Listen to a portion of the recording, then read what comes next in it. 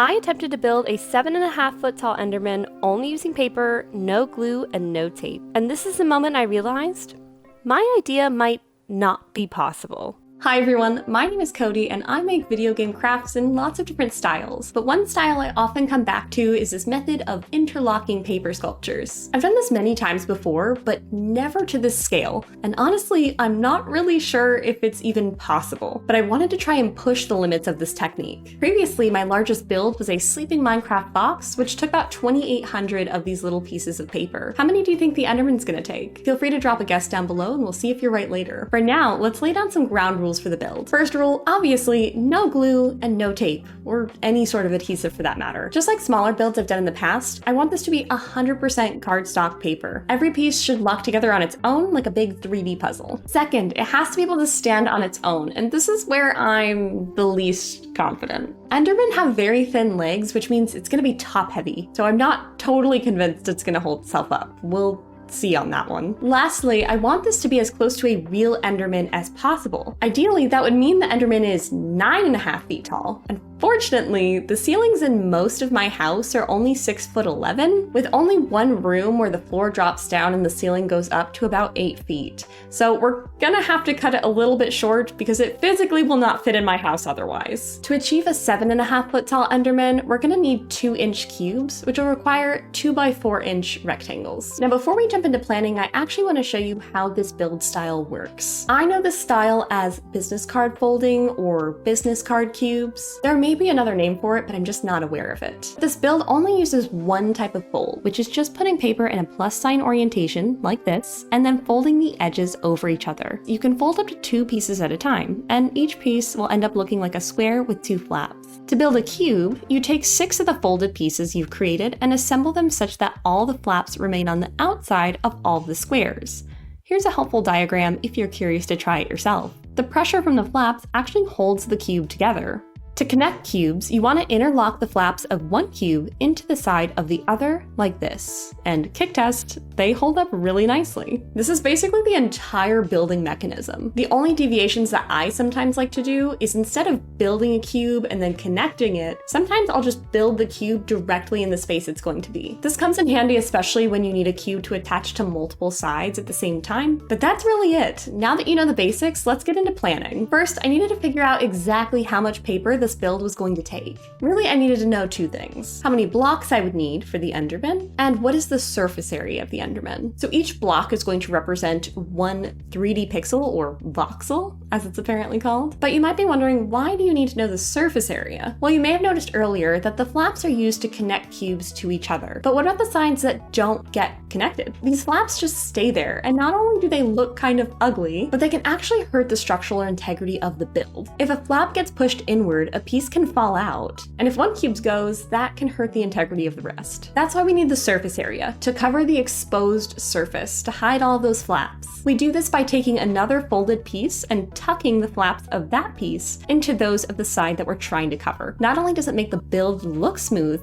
it adds strength. I don't know if this is technically like the proper way to do it or if there's other ways to do this, but this is always the way that I've done it. Next, I found some reference photos online and went into an app called Pixio to start modeling it out. Pixio is a company that makes magnetic blocks and these interesting square building pieces, and their app is actually designed for their products. But what's interesting is it works out perfectly for my builds as well, because for the cubes, it tells you how many cubes you need in each color, and then for their little square pieces, it tells you how many square surfaces you need in each color as well. So you can see here with the blocks, it says we need 942 black blocks, 2 purple, and 2 pink. Notably, for part of the eye, I am making it a black block underneath, and I'll just add a pink cover on the front. When we switch to their square pieces, these only count the exposed square surfaces, which would be our covers. So we need 1,402 black covers, 2 purple, and 4 pink. And like with many of my other builds, I am making this hollow inside of the body and head to save on paper, but also to make it less top heavy. I do also like to add covers to the inside of the build.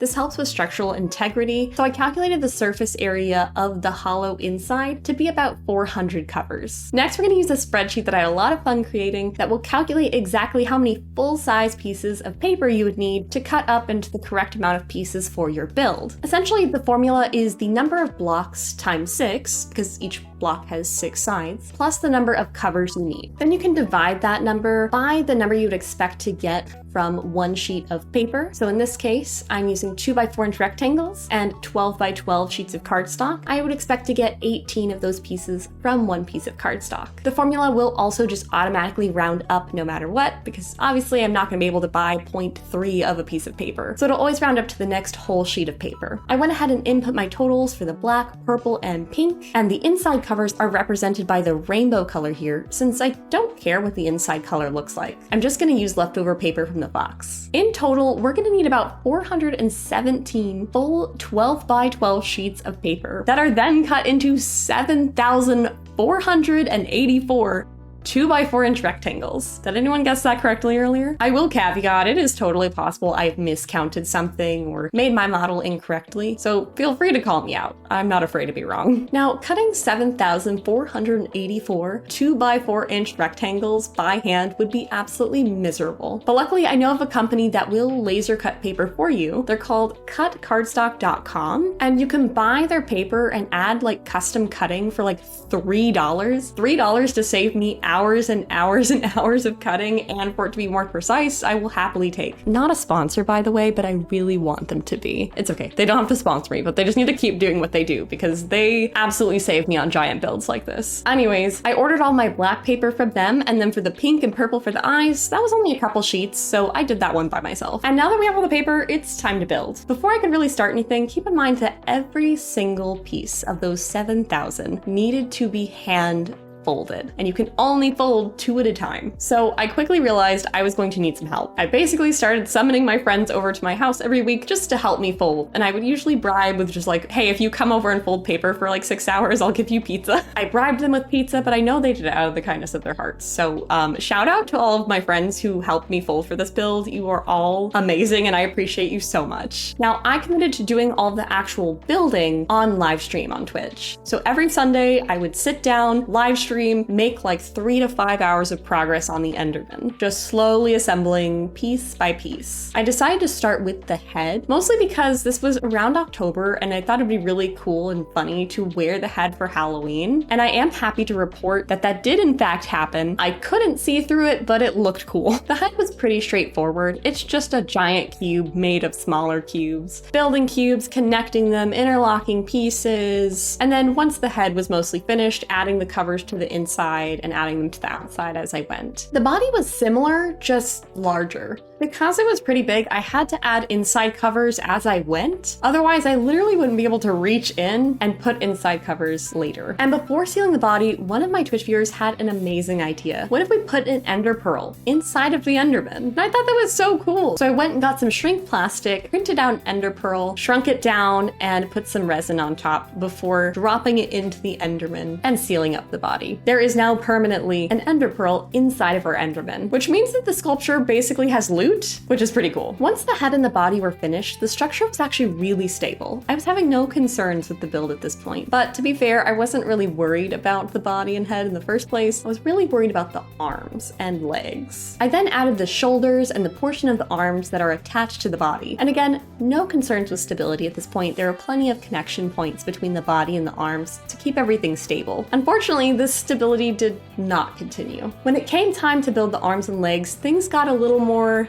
complicated. In paper builds like this, the more connection points you have between all of your cubes, the better, the stronger. When you have pieces that are long and skinny and dangling, like the Enderman's arms and legs, it becomes a lot more questionable. I built each leg and lower section of the arm separately. Then on our final live stream day, I carefully attached them to the body while he was laying down. I was a little nervous, the legs were sagging, the arms were sagging, but like we just had to lift him up. That was it. Because it is so tall, my friend had to help me, and everything looked great right until we tried to pick it up. My friend lifted as I tried to carefully support the legs and arms, but I was not careful enough, and the arms and legs that I just spent over an hour attaching snapped off, which was not ideal. So we decided to do a completely different strategy this time. Instead of attaching everything and then lifting, we would rest the Enderman's body on a shelf and attach the arms and legs while it's already upright. This was so much harder to do, but at least we wouldn't have to risk fighting gravity again. To get the arms and legs actually close enough where I could attach them, I ended up just using a bunch of old game disc cases and mangas to keep it up. I attached the legs first, and then we took the Enderman down from the shelf, and moment of truth, it stood! It was very unstable, which made me incredibly nervous, but it was standing. Now I had to attach the arms. At one point I got a bit careless, and it almost fell, which was only one of the most stressful moments of this entire project. Luckily, my friend stepped in and basically held the Enderman steady for the remainder of the build. And finally, after so many months of folding, assembling, and mild panic, it was done. I honestly couldn't believe it. After all this time, it was finally done. And it was standing on its own. Very precariously, very wobbly, but it was standing on its own. And it stayed that way for a couple weeks. Everything was fine until it wasn't. And if you're thinking, oh no, did it finally collapse under its own weight? No, it didn't. I happened. That's right. I broke the Enderman. I was about to leave for my trip to Japan, and my friend had a great idea. What if we install some supportive shelf brackets underneath the body to relieve the pressure from the legs and give you peace of mind while you're out of the country? Genius! That's such a great idea. This would mean that I could enjoy my trip in Japan without worrying about coming home to just a sad pile of paper on the floor. So while my friend was driving over to help me install the brackets, I made a questionable decision. A terrible decision, really. I decided to measure the Enderman's legs, and before my friend even arrived, the Enderman fell on me and broke. Not only did the arms and legs fall off, and some of them even broke in half, what shocked me the most was that the head had split open in a way I had never seen before. It caused some of the pieces to actually rip. I don't have much footage of this moment, mostly because I was too concerned with trying to fix my mistake. I was angry at myself too, because right before measuring, I was like, this seems like a bad idea. What if it breaks?